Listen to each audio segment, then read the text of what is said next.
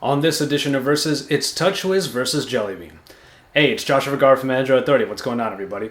And this is the Samsung Galaxy S4 versus the Samsung Galaxy S4, Google Play Edition.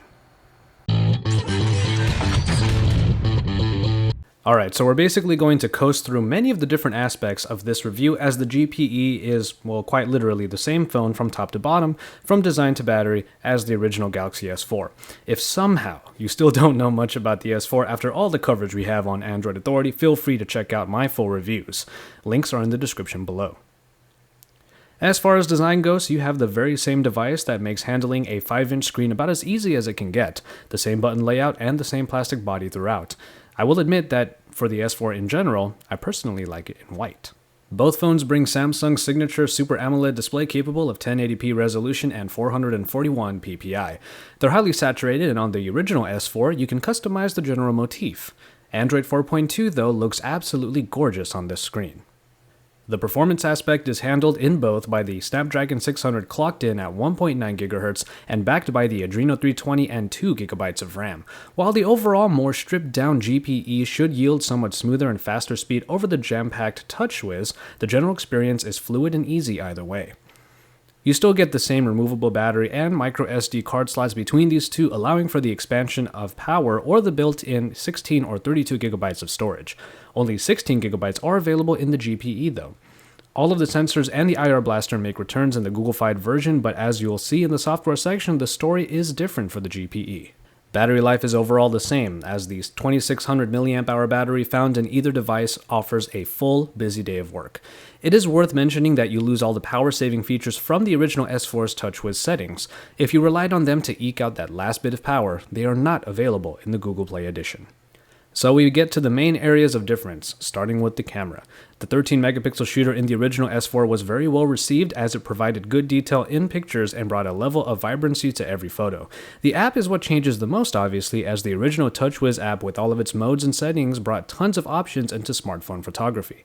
It's a different story in the GPE as you get the stock Android camera app that loses everything from eraser mode to drama mode to the dual recording. Instead, you get a different interface that uses touch and swipe arch menus that do make sense for touchscreens. It's an unobtrusive interface that also brings HDR, some scene modes, and of course, the photosphere. But it doesn't look like the modes are all that you lost in the transition from the original S4. In taking some reference shots, it looks like the original S4 software helped bring sharpness to pictures. It was an uncharacteristically cloudy summer day in Southern California today, but you can still see the detail in either photo. Zoomed out, it doesn't look so bad, but once you zoom closer, you see that level of sharpness that was lost. Low light performance remains largely the same, though you can kind of see a little bit more saturation in the original S4. I took a flash shot for posterity, but it served as a final example about how the original S4 software did help with the sharpness. So it looks like you lose a little more than just the modes in this transition. All things considered, the pictures you get either way look good. It's just when you zoom in that you get a better idea of what you're getting. It comes down to whether or not you want all those extras and modes, as the stock camera app in Android is good looking and just gives you the bare essentials. And finally, the crux of this comparison, the software.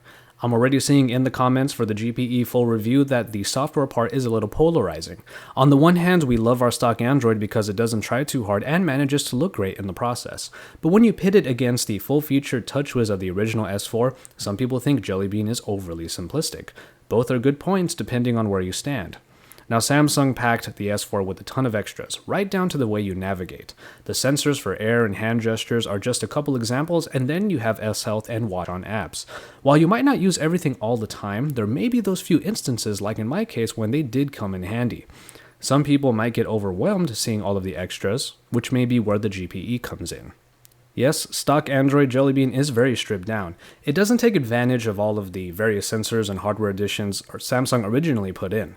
You get your home screen's original notification dropdown with the shade for settings and Google Now.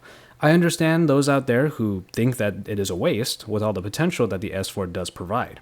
On the app side, it is possible to replicate what the original brought to the table. S-Health can be replaced with other health apps, and I'm sure there are some Watch on equivalents.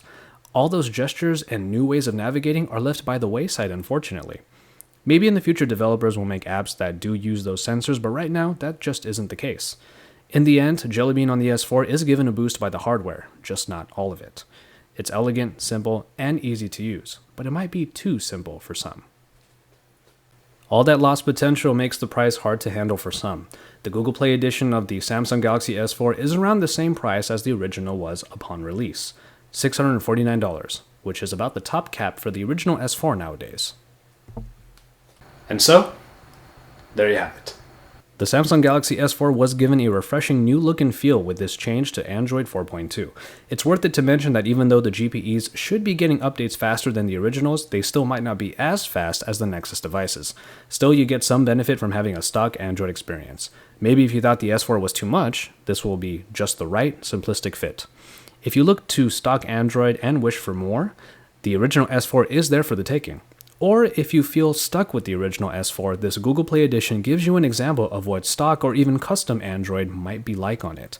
So, in the end, you do have a few choices here.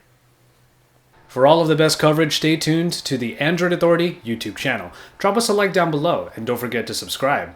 And once you're done with all that, head on over to AndroidAuthority.com because we're your source for all things Android.